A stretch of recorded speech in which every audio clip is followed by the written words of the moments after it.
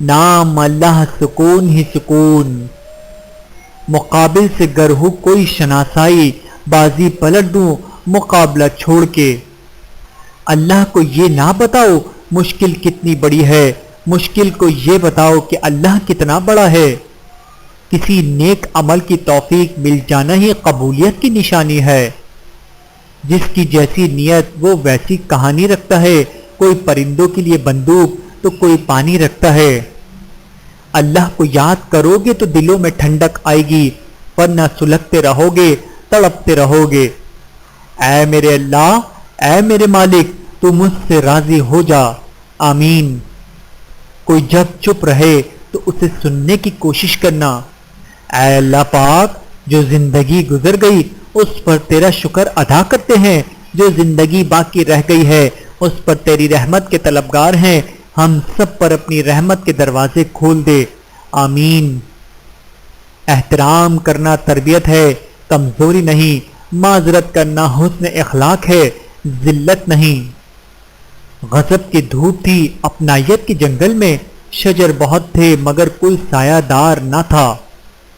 اے اللہ پاک، اے مالک کل جہاں، تجھے خوب معلوم ہے محتاجی کتنی بڑی رسوائی ہے، مجھے اپنی ذات کے سوا کسی کا محتاج نہ ہونے دینا، آمین ثم آمین۔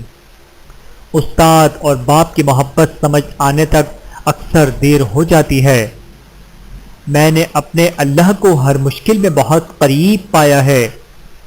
اللہ سے باتیں کیا کرو، اداسیاں ختم ہو جاتی ہیں۔ ہمیں برا نہیں لگتا، سفید کاغذ تھی یہ تتلیاں تو تمہارے لیے بناتے ہیں۔ اے اللہ، ہر خطا پہ شرمسار ہوں میں، بس معافی کا طلبگار ہوں میں۔ ہم سب کسی کے لیے ایک مثال اور کسی کے لیے ایک سبق ہوتے ہیں، ہم سب پرفیکٹ نہیں ہوتے۔ پرندے جب کھاتے ہیں ان کا سر جھک جاتا ہے، اور جب پانی پیتے ہیں تو ان کی نگاہ آسمان پہ اٹھ جاتی ہے۔ یہ عاجزی اور شکر گزاری کی خوبصورت مثال ہے۔ اللہ ہمیں عاجزی اور شکر گزاری عطا فرمائے، آمین۔ قیمتی ہو کر مفت ہو جانا درویشی ہے۔